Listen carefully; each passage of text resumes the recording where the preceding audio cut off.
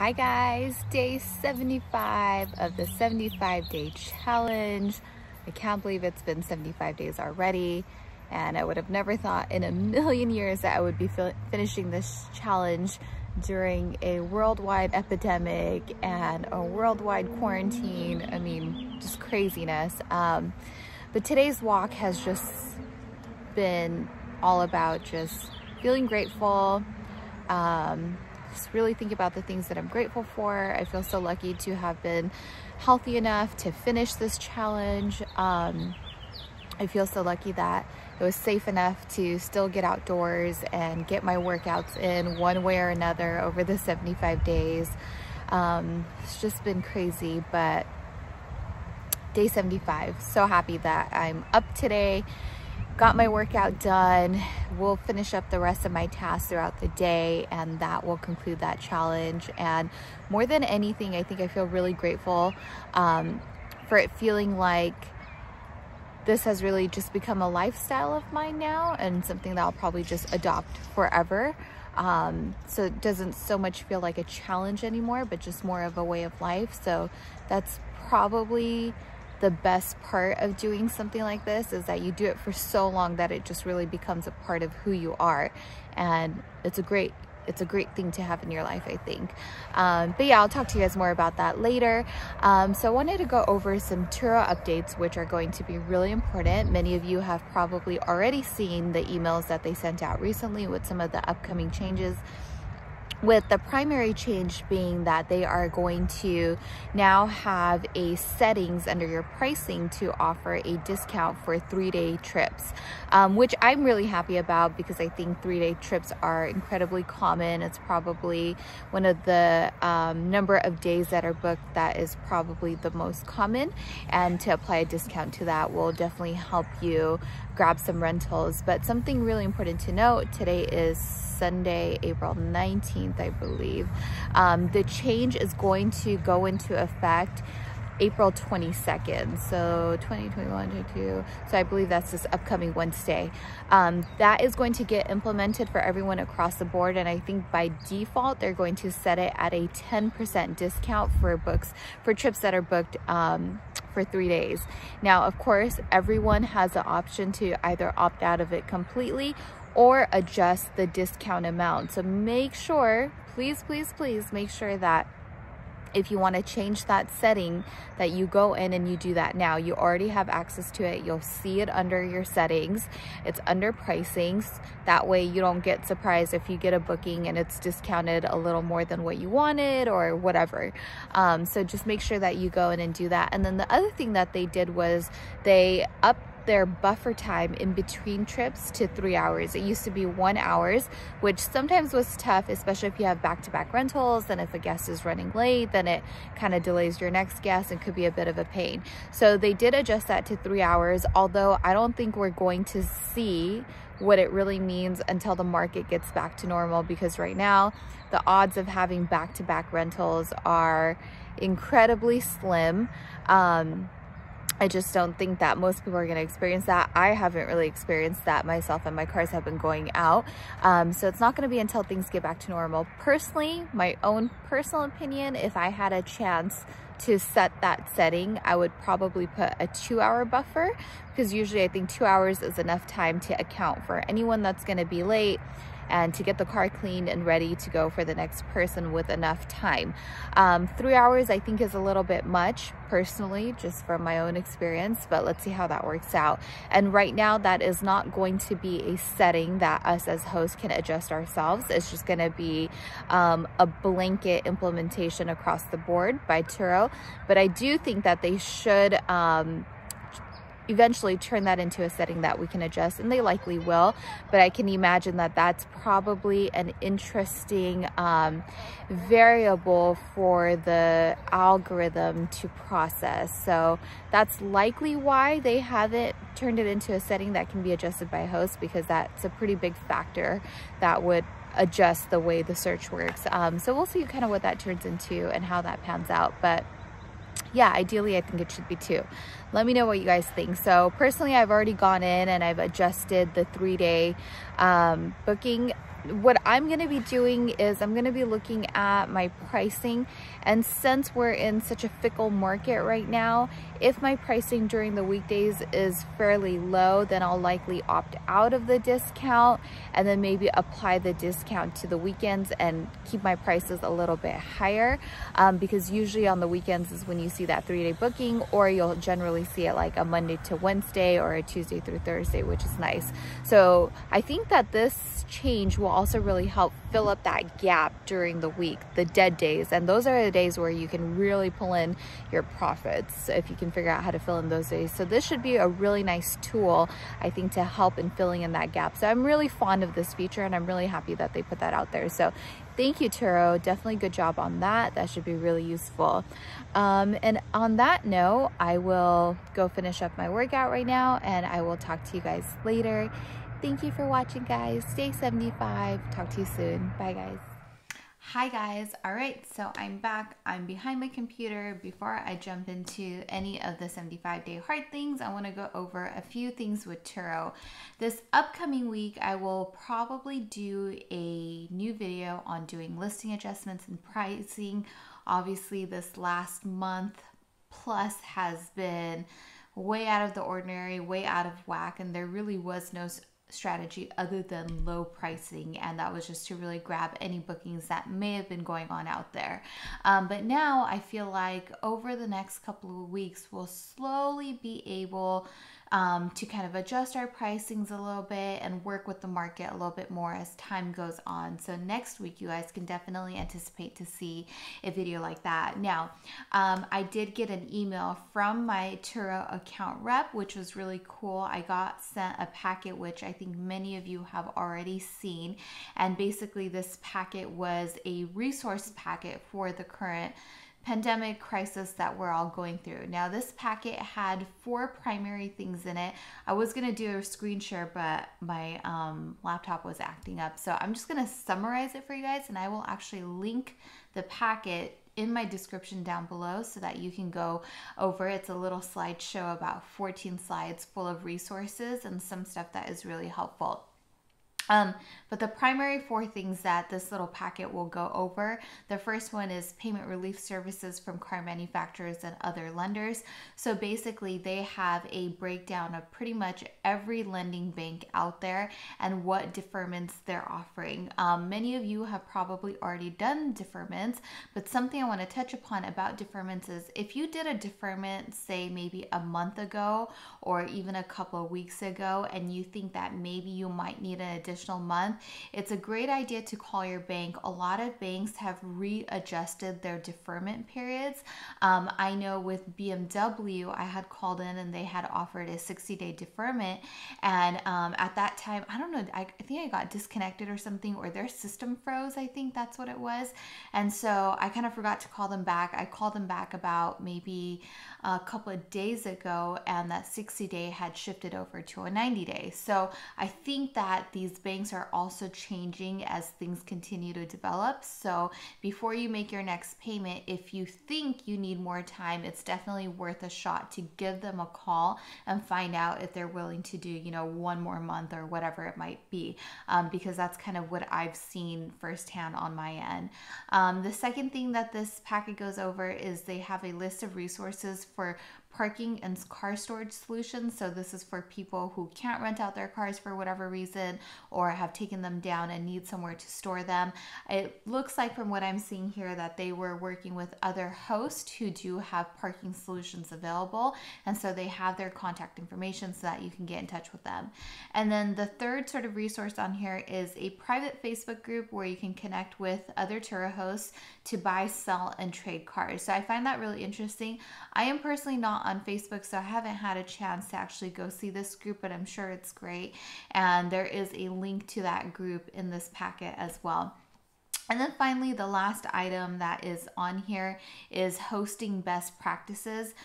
So basically, they're letting us know based on the data that they have, you know, what type of lead times you should have. So it says adjust your advance notice settings to accept short lead time bookings, a day or less. Adjust your minimum trip length settings to accept shorter trips. So, you know, you don't want to have 2-3 day minimums. That will open open you up to the highest probability of getting a booking, enable book instantly, facilitate remote key handoffs by upgrading to Turo Go. One thing to know on Turo Go is only currently available in Los Angeles, San Francisco, and San Diego, so basically California. But they say it is coming soon for nationwide. I do not know when. It's not something that was mentioned, but it's something I guess that they're working on. And then an alternative to that is using a lockbox. And one thing that I like that they have on here is that there's a little parentheses here and it says, for remote key handoffs, please verify your guests according to these guidelines. And so there's actually a link to those guidelines, which is very, very, very, very important. So make sure if you are doing contactless handoffs that you are going over these guidelines, because you want to make sure that, you know, if unfortunately something does go wrong during the rental, that you are covered. If you want me to go over the fast facts real quick right here, it says at check-in you must verify your guest license and documents your vehicle's condition. Turo accepts some temporary licenses. It says do not hand off keys or give vehicle access to your guests that you can't verify. Okay, I don't think that's just kind of general. Let's see. Oh, remote verification. Here we are. Okay. It says a close-up photo of their driver's license. So you want to verify the date of birth, license expiration date, and that the name on the license matches the name on the trip, obviously. Tell the guest to obscure the first few digits of their license number in the photo for their safety. I've actually never really done that, but I haven't had people have an issue with that. If the guest has a temporary license, use the temporary license information below to verify the license, and they have some guidelines for that as well. And then finally it says a photo of themselves holding their license next to their face so that you can verify that the photo matches the person presenting it. Reference the date of birth on the license to help verify the identity. Do not give your keys or grant access to any guest who has uploaded photos more than 24 hours before the start of a trip, has not uploaded the requested photos, ask for early access to your vehicle, which could void your protection plan. And then it goes over some more details. So those are very important things that actually, originally I didn't know that you had to wait within 24 hours for them to upload a photo of their license, but I guess you have to do it within 24 hours, which is fine. If you talk to your guests, most people are good about it. And plus, you know, you're not going to just leave the car with the key and leave it unlocked for somebody to just come grab it without them uploading those images. So always make sure you got a copy of their driver's license and then a selfie with their license, no matter what, if you're doing contactless handoffs. Very important. And then of course you yourself want to take those pre-trip photos and make sure that you document the condition of your car before meeting your guests within that window as well, and have all of that uploaded and checked in before your guest gets there. Super important. Don't slack on that just because it is contactless handoffs. And this is actually really good, this support link right here, because it also has like how to spot a fake ID. And my very first car that was stolen on Turo, which at that time I wasn't making videos and I wish that I did, was actually stolen, fun fact, by a pimp slash meth dealer. And he had presented me with a fake ID. And, you know, I had no idea back then. This is many, many years ago. This was with my very first Corvette that I bought. I'll never forget this. It was Mother's Day, and I had just bought the car maybe about a month prior. And, you know, it was just bad news. But in the end, everything worked out. Car was fine, no damage to it. We found it at a motel with the help of the cops.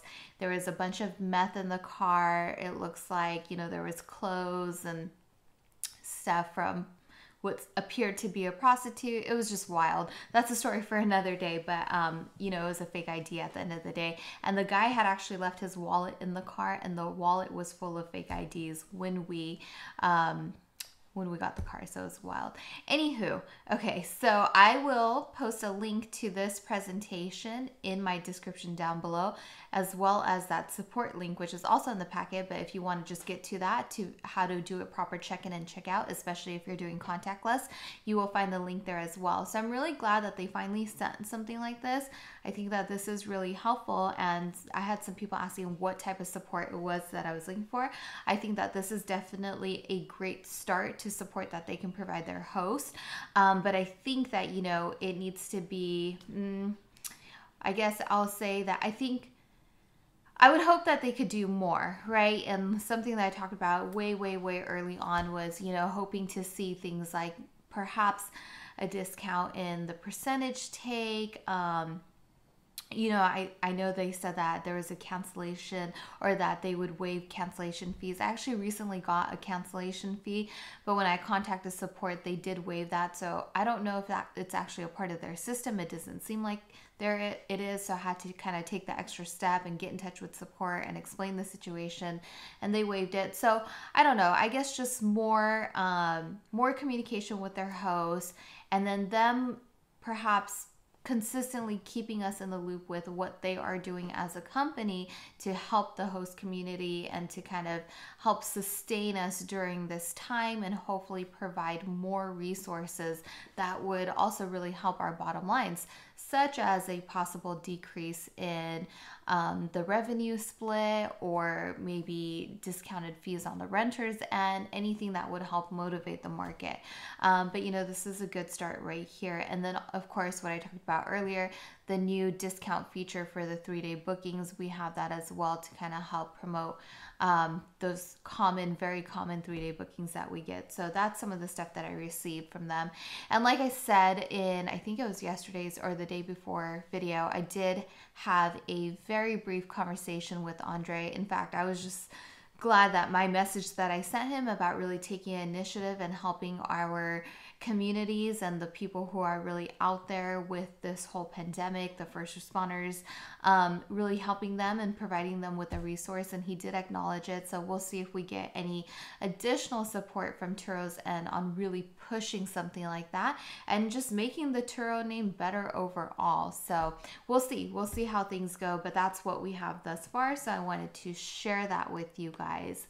And on that note, I am going to hop on over to the Wealthy Gardener. Okay, for anyone that might just be tuning in, for my Turo people, and you're wondering what the heck I'm talking about, so this is an amazing book that I have been reading through. And if you do Turo, or you have a job or a different type of business or whatever it might be, this applies to everything. And of course, it's always so important to keep your education going and strengthen your mind so that we could perform better in the things that we do, such as running our Turo businesses. So there was a 75-day challenge, which consisted of doing 5 things. And this challenge was put together by a very successful man named Andy Frisella. Look him up on Instagram. He's really awesome and has great advice. The challenge consisted of 5 things. Hopefully I can remember them. 1 is to take a progress picture of yourself every single day. 2nd is to do 2 workouts every single day, and one of them has to be outdoors, and they each have to be 45 minutes. And that's probably one of the more challenging things to do throughout the challenge. The 3rd is to drink a gallon of water every day. The 4th is to pick a diet. It could be any diet, and you stick with that. For me, it was to follow a diet of very similar to keto, basically. And then to read 10 pages of a physical book every single day. So you have to do that for 75 days. And the whole purpose of this challenge is that it's really a mental toughness challenge. It's a mindset challenge, because the whole idea behind it is that you have to execute no matter what. Doesn't matter how busy you get, what happens throughout your day, what circumstances you're facing, you have to execute. And if you don't, you have to start all over again. For me personally, this is my 2nd time doing this challenge, because I did it early last year and I got to day like 60 something, and then I messed up because I was traveling abroad. I went to Morocco, and during that travel from here to Morocco, it just threw me off, and then I just couldn't finish the last few days of the challenge, which was devastating. And my whole goal was to make sure that I got this challenge done before my 30th birthday, which is next month. So I am happy to report that we are on day 75. I've completed my reading of The Wealthy Gardener. My workouts are done. I am getting through my water consumption for the day, and today is the final day, and it is also the end of this book. If you want to hear the daily lessons from this book, I have an entire playlist on my YouTube channel called the 75-Day Challenge. And today I've been going over the 10 Seeds of Wealth, and today are the final 2 Seeds of Wealth for those of you that have been following along.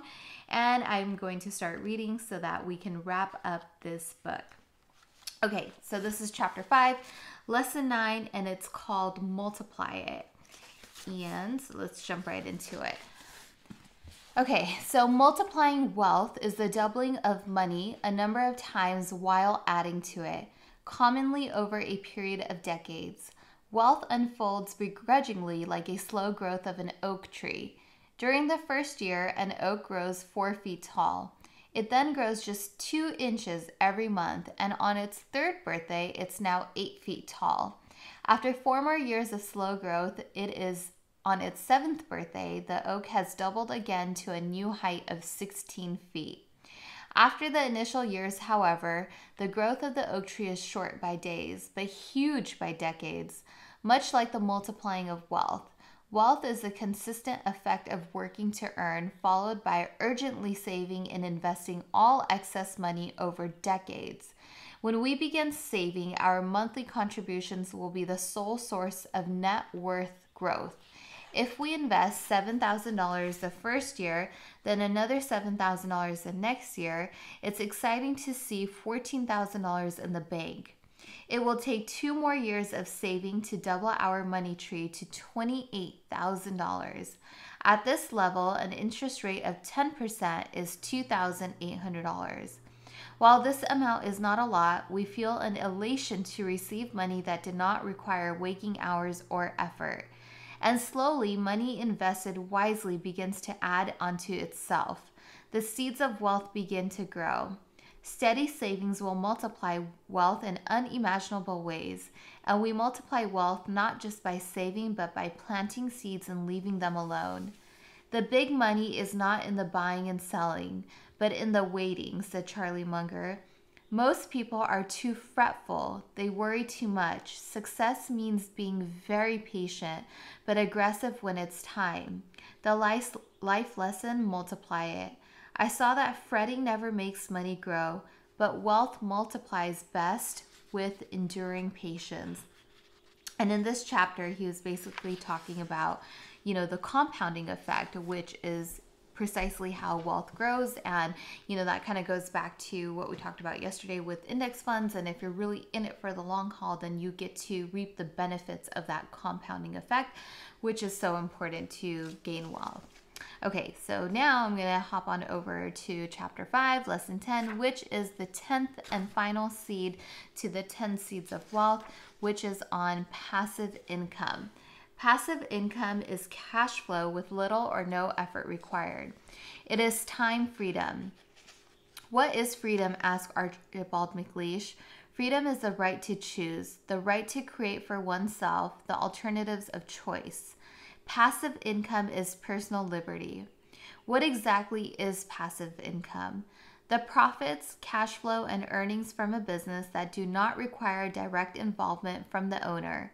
Any type of real estate income, interest income from bank accounts or pension, royalties paid for inventions, patents, books or songs, and dividends and interest in the form of cash flow or capital gains from securities and commodities such as stocks, currencies, gold, silver, ETFs, and bonds. You become financially free, said T. Harv Eker. When your passive income exceeds your expenses, Warren Buffett once warned, if you don't find a way to make money while you sleep, you will work until you die. Rental property income tends to be the most common road to passive income for average people with ordinary incomes. When $1 million is needed for an annual retirement income of $30,000, ambitious middle-class people tend to become creative with limited resources. I once listened to a real estate investor speak on a podcast. In his late 40s, after his kids left the house, his wife demanded a divorce. They had an acrimonious settlement over their assets. Finally, they agreed that she would get his entire life savings and he would keep the rental units, which she never liked anyways. It was just headaches and hassles to her. When later asked about this deal, which seemed to favor her side, the man chuckled knowingly. Well, she may have gotten the golden eggs, but I got the geese. With passive income, we have it all. Residual income is passive income that comes in every month, whether you show up or not, said Steve Fisher. It's when you no longer get paid on your personal efforts alone. It's one of the keys to financial freedom. Robert Kiyosaki said to obtain financial freedom, one must be either a business owner, an investor, or both, generating passive income, particularly on a monthly basis. In the end, wealth is a river of income that flows generously on its own. The life lesson, passive income. I saw that passive income was the way to freedom, and my stream of gold was rental property income. So really interesting, especially for those of us that are in the rental game with our Turo businesses. Definitely something to learn from that for sure. And that, my friends, is almost the entire reading of The Wealthy Gardener. There is one more chapter left, which is called The 15 Virtues of Wealth. And it's sort of like a summarization of some of the main takeaways from the chapter. So I might do one more video tomorrow to go over that. I'm going to kind of read over it and see if it's worthwhile, but I'll take a look at that. But this book has absolutely been phenomenal. The Wealthy Gardener by John Safari. And on that note, that is day 75. And real quick, I just wanted to sort of share my thoughts on everything. I would say for me personally, the main takeaways from this book was first and foremost the mindset and the belief in just thinking about wealth, right? You have to really believe it. And there was that chapter in that book where I learned about the word certitude. So with faith, with certainty, like you have to know no matter what that is what you are destined for. And then from that, the next takeaway I kind of had was really setting clear goals. Like not just like, oh, one day I want this. No, but it's like, every month I see myself making X amount of money. And then you ask yourself how? And then you have to, most importantly, have a why. And you need to revisit those goals almost on a daily basis and remind yourself of exactly what you're working towards. And that in turn pushes you to really take advantage of the two things that we learned about, which was the impact hours and the impact activities. And again, I'm sharing with you guys what I've actually adopted into my own daily life as of reading this book. With the impact hour, which for me is first thing in the morning, I wake up, get freshened up, have my coffee, and I just sit in silence, usually on that couch right there with a cup of coffee for at least a good hour. And I also make sure that I'm up a good hour to an hour and a half before I have to do anything that I'm obligated to do. And I just really think. I think about the grand scheme of things, and then I think about the day that I have at hand and exactly how I need to spend my days and what things I should be really focusing on that's going to make the most difference and that's going to allow me to progress in the right direction and have the most impact. And then with this challenge, I've been going for my morning walks, my morning cardio, which has sort of really turned into sort of 2 hours of this impact time where I really thoroughly think about exactly what it is I need to do, why I'm doing it, how I'm doing it, which in turn results into my impact activities for the day. By the time I walk back in through that door, I know exactly what I'm doing and why I'm doing it, and I just go right to it for the rest of the day. And it really just gives you such a great sense of accomplishment and confidence in knowing that you are moving in the right direction. And then after that, the final two things that I think were like major key takeaways for me personally was next was keeping score. So once you kind of figure out what it is that you're working towards and what activities you're putting forth throughout your day, it's then tracking to really figure out if you're making a difference, if you're making progress, and measuring that, because what you don't measure, you will never know, right? You'll make up these stories in your head to make you believe like, oh my gosh, I'm putting in so many hours, I'm working so hard. But if you're not really measuring your results, you don't know what progress you're really making. And then finally, the biggest piece for me is definitely that aspect of gratitude and practicing that really multiple times throughout the day. For me, I have that moment of gratitude right when I wake up in the morning. Before I even get out of bed, it's like, okay, I'm up, I'm healthy, I'm alive. I mean, I'm just thankful for that. Those are just basic things. I truly believe that without health, you don't have anything else. So that's usually my first sort of how I get into my day. And definitely that gratitude piece, I feel like it just grounds you in many ways, and it brings awareness to all the little things that you don't really stop to think about that are working for you, that are working in your favor and kind of driving you on a daily basis, which I think really connects with that unforeseen force that he talks so much about in this book. And, you just have to have that level of awareness and connection, and it's scary how things begin to align. I mean, something weird happened to me today, and it just freaked me out how something that I thought about when I walked, and it sort of just appeared in front of me way later in the day. So like weird little things like that will happen. But those were kind of my key takeaways. So I cannot recommend this book enough, guys. The link to this book to purchase it on Amazon is in my description down below, as well as a link to the details on the 75-day heart challenge, which it's life-altering to say the least. It's such a great reset if you're looking for a reset. It's such a great way to propel yourself if you feel like you're kind of stuck in a mundane routine and you need something to just push you, to get you out of your comfort zone and to challenge you. I mean, this challenge really is all of those aspects, and it'll give you what you need. But yeah, on that note, today is the last day of the 75-day challenge, and thank you all so much for watching. I know that this video is long, but for those of you that did tune in all the way through, I appreciate the feedback that I've received all throughout. And for those of you that have watched along the way, I think part of me getting through this challenge was making these videos, and I owe a great bit of gratitude for all of you guys out there that have watched and listened. And on that note, I will call it a night, guys. Take care. I hope everyone is staying healthy and well, and I'll talk to you guys tomorrow. Bye, guys.